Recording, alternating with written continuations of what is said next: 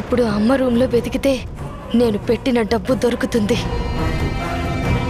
మీరు ఇక్కడున్న వాటికి లెక్కలు చెప్పగలరు గాని ఆ డబ్బుకి లెక్కలు చెప్పలేరు.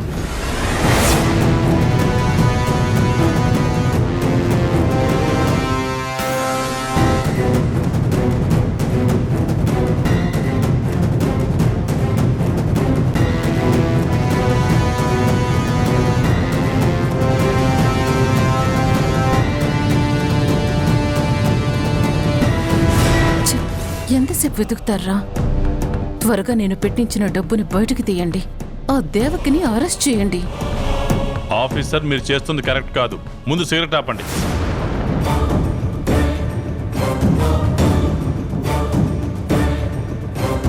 సార్, మొత్తం వెతికాం, ఎక్కడా ఇంకేం దొరకలేదు సార్.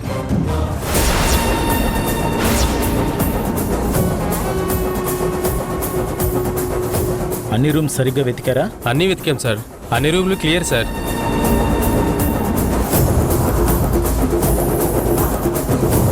ఏవి దొరకకపోవడం ఏంటి? సత్య దేవకి రూమ్ లో పెట్టిన డబ్బేమైనట్టు? నేను అమ్మ గదిలోనే కదా పెట్టాను. మరి ఆ డబ్బులు ఎక్కడికి పోయాయి?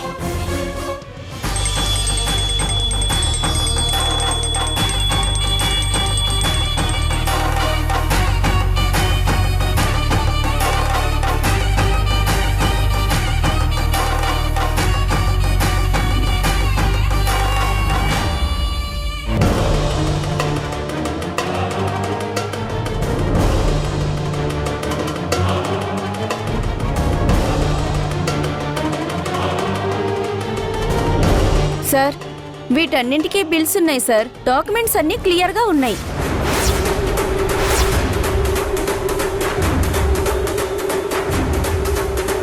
మనకే ఏదో రాంగ్ ఇన్ఫర్మేషన్ వచ్చినట్టుంది సార్.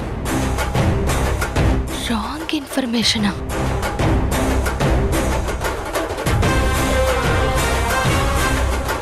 అన్నీ కరెక్ట్గానే ఉన్నాయి సార్.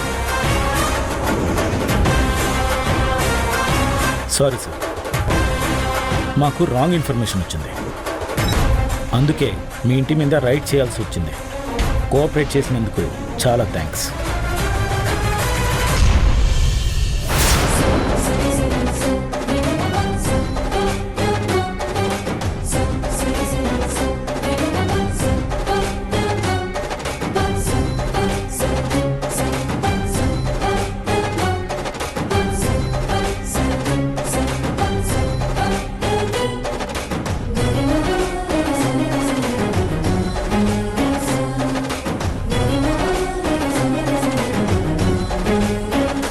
హారతి తీసుకోండి ఆఫీసర్.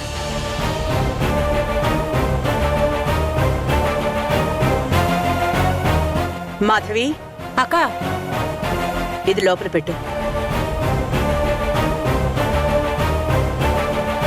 చూడండి ఆఫీసర్, మీకు మా దగ్గర బ్లాక్ మనీ ఉందని కంప్లైంట్ ఇచ్చింది ఎవరు?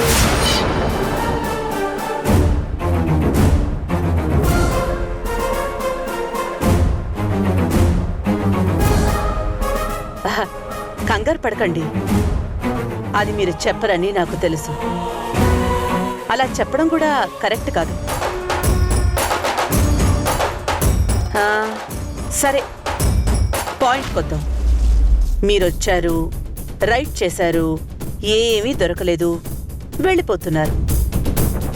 అంటే మీ డ్యూటీ మీరు సిన్సియర్గా చేశారు. అవును మేడం. ఆ మాట చెప్పడానికి బుద్ధుండాలి.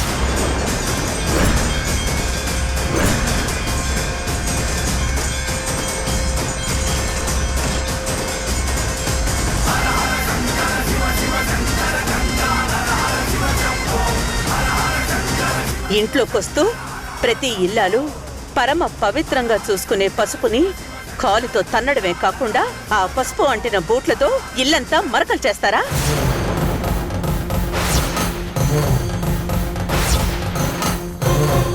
మనం ఒక వృత్తిలో ఉన్నప్పుడు డ్యూటీలో ఉన్నా మామూలుగా ఉన్నా పద్ధతిగా ఉండాలన్నా బుద్ధి లేదా? నట్టింట్లో సిగరెట్ తాగి ఆ తాగిన సిగరెట్ పీకని ఇలా ఫ్లోర్ మీద నీకు నలపడానికి సిగ్గనిపించలేదా? నేను కూడా కొన్ని మీ పద్ధతులే వాడుతున్నాను. మీరు రైడ్ చేసినప్పుడు అవినీతి పరులు పట్టుబడితే ఎలా శిక్షలు వేస్తారో అలాగే నేను కూడా ఎవరైనా తప్పు చేస్తే వాళ్ళకు ఆ తప్పు అర్థమయ్యేలా చేస్తాను. మీరు చేసిన తప్పుని మీరు తెలుసుకుని దాన్ని సరిదిద్దుకోగలిగితే అందరికీ బాగుంటుంది. అలా కాదు అని తల ఎగరేస్తే తోక కత్తిరించేస్తాను.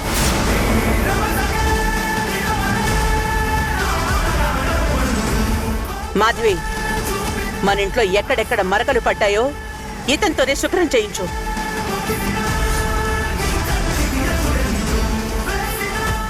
రండి. మేడం అది భయం ఎందుకు ఆఫీసర్? తప్పు చేసినప్పుడు లేని అవమానం ఆ తప్పుని సరిదిద్దుకునేటప్పుడు అవమానంగా ఫీల్ అవ్వకూడదు. చూడవండి, లేదంటే ఈ దేవకి ఇంట్లో జరిగిన తప్పుకి జీవితాంతం ఏడుస్తూ ఇంట్లో కూర్చోవాల్సి వస్తుంది.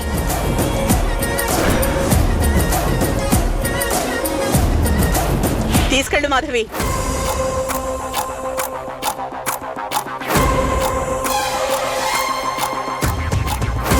రండి, తొడవండి.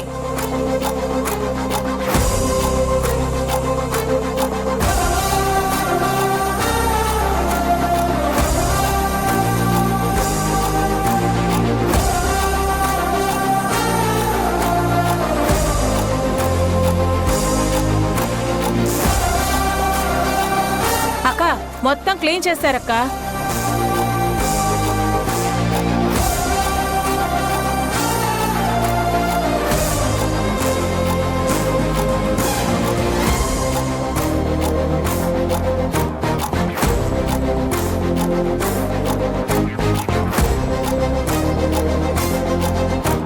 చూడలేదు మేడం, క్షమించండి.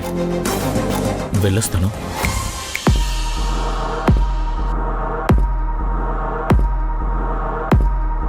చూడండి, అవినీతి పరుల్ని పట్టుకొని నల్లధనాన్ని వెలికితీసి ఈ దేశం అభివృద్ధి చెందడానికి మీలాంటి ఆఫీసర్లున్నారు.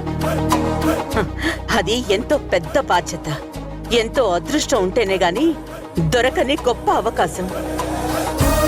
అలాంటి మీరు ఆ అధికారాన్ని అహంకారంగా మార్చుకుంటే అది దేశానికి ఎంత నష్టమో గుర్తించండి.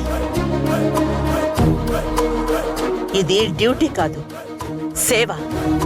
ఈ దేశానికి చేస్తున్న సేవ. ఆ సేవని చూసి మాలాంటి వాళ్ళం గర్వించాలే గాని ఇలా అసహించుకోకూడదు. ఇక మీరు వెళ్ళండి.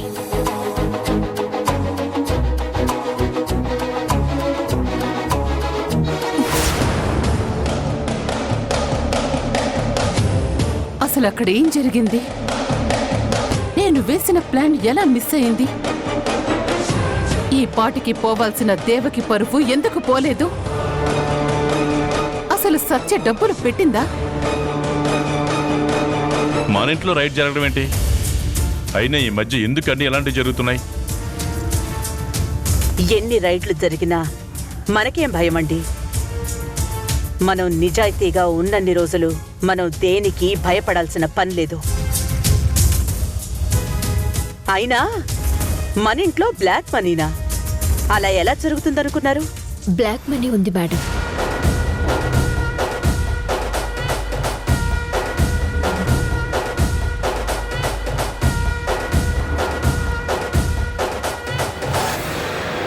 ఏమంటున్నావు రాధా? మన ఇంట్లో బ్లాక్ మనీనా? అవును సార్, మన ఇంట్లో నల్లధనం ఉంది సార్.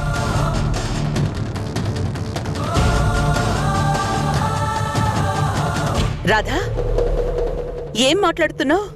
మన ఇంట్లో బ్లాక్ మనీ ఏంటి? మేడం, ఆ బ్లాక్ మనీ ఎక్కడుందో మీరు తెలుసుకునే ముందు మీకొక విషయం చెప్పాలి. ఏంటది రాధా?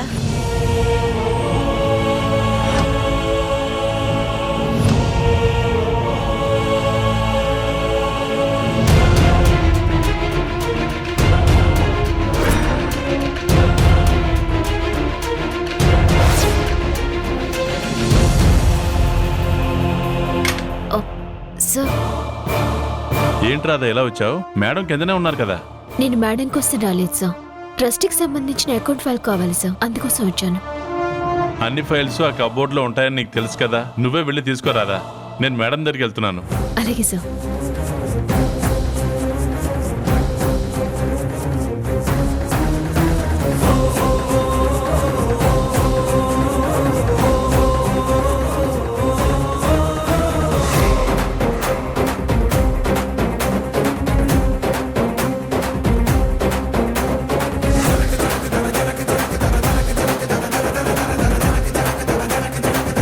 ఫైల్స్ ఉండాల్సిన కబోర్డ్లో ఈ ప్యాకెట్ ఏంటి?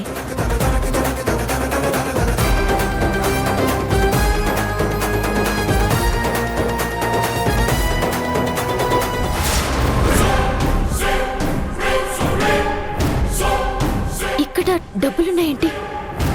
ఎవరు పెట్టారు? అయినా ట్రాన్సాక్షన్స్ అన్నీ ఆన్లైన్లో అవుతుంటే క్యాష్ ఎక్కడి నుంచి వచ్చింది? అమౌంట్ డ్రా చేయాలంటే మనోహర్ కానీ నేను కానీ చేస్తాం. మేడం వాళ్ళు బ్యాంకుకి వెళ్ళారు కదా.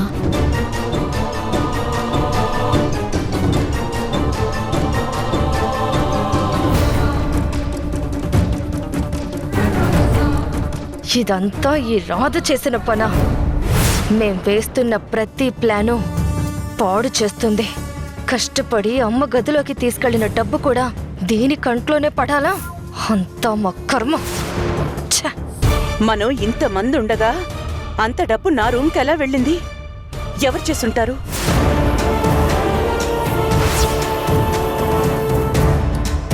ఇదంతా సత్య పని అయి ఉంటుంది.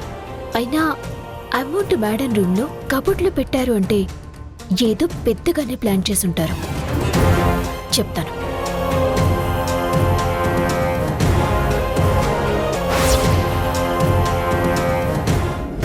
దొంగలకి క్రిమినల్స్ కి ఇలాంటివి పెద్ద కష్టమేం కాదు మేడం. ఎన్నో దొంగదారులుంటాయి. కానీ ఇవన్నీ ఎవరు చేయిస్తున్నారు, ఎందుకు చేస్తున్నారు? ఇంకెవరి పని అయి ఉంటుంది సార్? ఉందిగా భ్రమరాంబ, ఆవిడ పని అయి ఉంటుంది.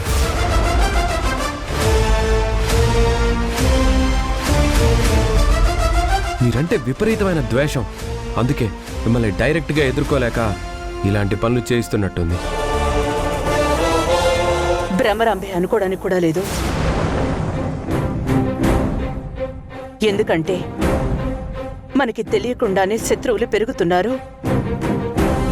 మొన్న అవార్డు విషయంలో కూడా ఎవరో కాల్ చేసి బెదిరించారు. అసలు వీటి వెనుక ఎవరున్నారో తెలుసుకోవాలి. అవును రాధా, ఆ డబ్బును నువ్వేం చేశావు? మేడం, మీరా డబ్బు విషయం వదిలేయండి. అది ఎక్కడికి చేరాలో, ఏం చేయాలో అది నేను చూసుకుంటాను.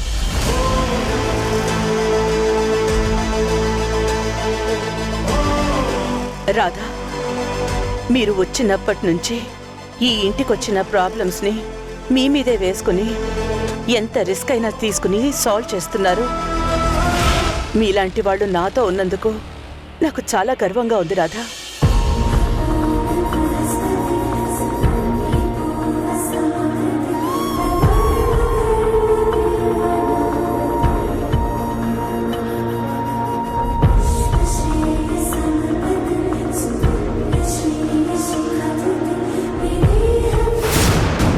ఈ రాధ ఏం పని చేసినా దాన్ని మెచ్చుకుంటూ నెత్తిన పెట్టుకుంటున్నారు. ఇది ఇలాగే కొనసాగితే నేను గాయత్రిగా స్థిరపడినా మాట మాత్రం ఆ రాధదే చెల్లుతుంది. అలా జరగనివ్వకూడదు.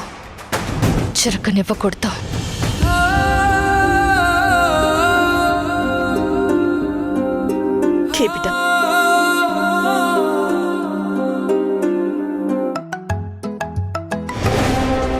హలో హలో మేడం, అసలు అక్కడ ఏం జరిగింది? మనం వేసిన ప్లాన్ ఎందుకు మిస్ అయింది? నువ్వు అసలు ఆ ప్యాకెట్ దేవకి గదిలో పెట్టావా లేదా? నేను పెట్టాను మేడం. పెడితే ఆ డబ్బులు ఏమైపోతాయి? ఇదంతా ఆ రాధ చేసింది మేడం. ఏంటి, రాధు చేసిందా?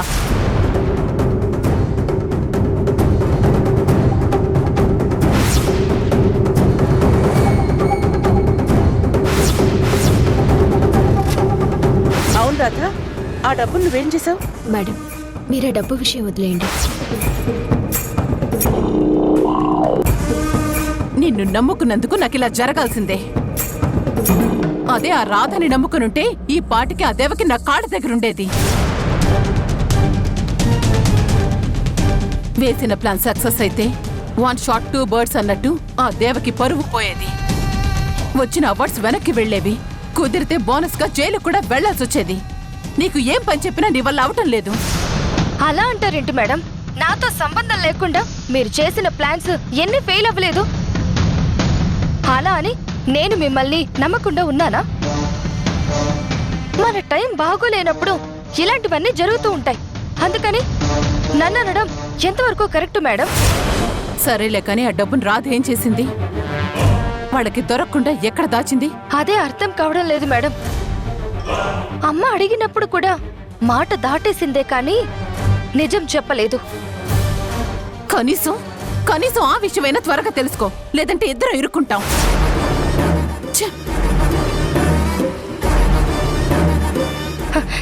ఈవిడేంటి నేనేదో ఆ డబ్బుని రాధకిచ్చి మరి ఆ ప్లాన్ ఫెయిల్ చేసినట్టు నా మీద ఎగురుతుంది.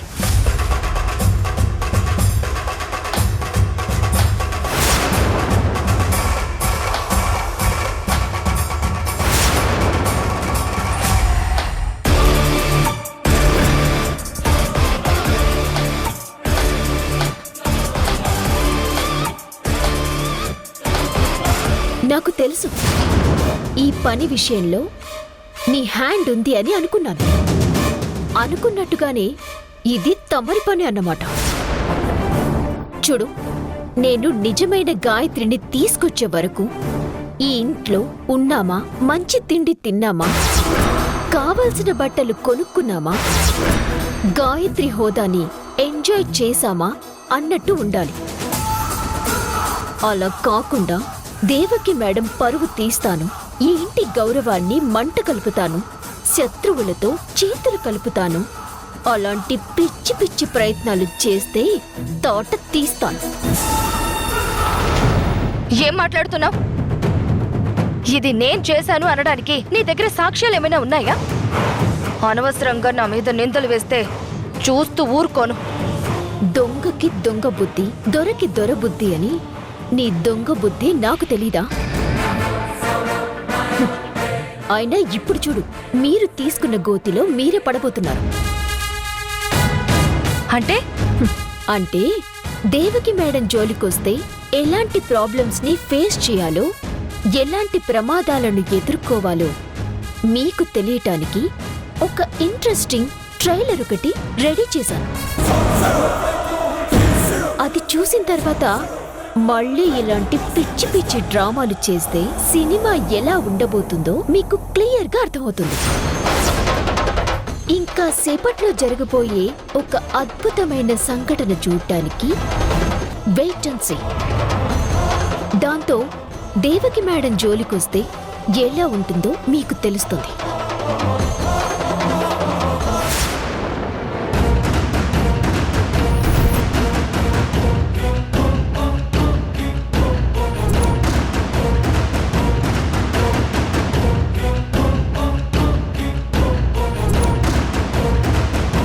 ఈ పిన్ని మొత్తం వినేసినట్టుంది.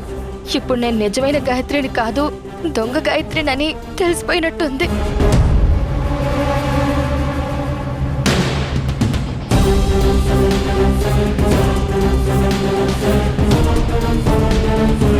అసలు ఇక్కడ ఏం జరుగుతోంది గాయత్రి? ఏం లేదు పిన్ని. నేను విన్నాను.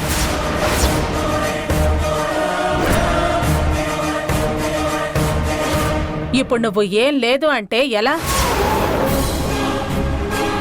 అమ్మో, మొత్తం వినేసినట్టుంది.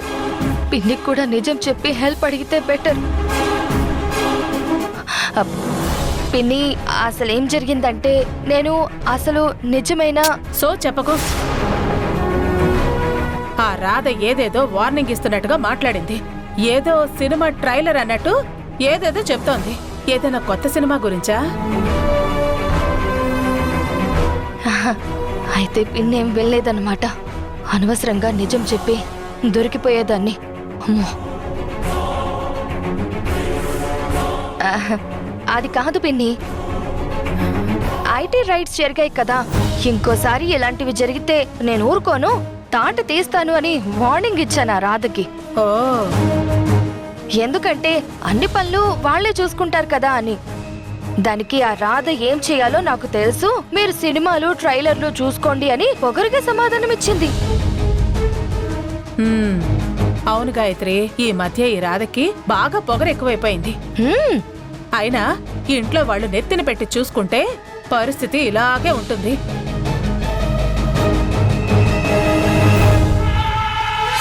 నా చేతికి అధికారాలు రానివ్వండి పిన్ని, అప్పుడు ఎవరిని ఎక్కడుంచాలో, ఎవరిని ఎలా తొక్కాలో అలా తొక్కుతాను. అప్పటి వరకు ఓపిక పట్టాలి పిన్ని. నిజమే గాయత్రి, అంతవరకు వెయిట్ చేయడమే. వస్తాను, కిచెన్లో నాకు బోల్డ్ పనుంది, వస్తాను. అసలు ఈ రాధ ఏం చేయబోతుంది? ఇంత కాన్ఫిడెంట్ గా చెప్పింది అంటే ఏదో పెద్దగానే ప్లాన్ చేసి ఉంటుంది. అదేమై ఉంటుంది?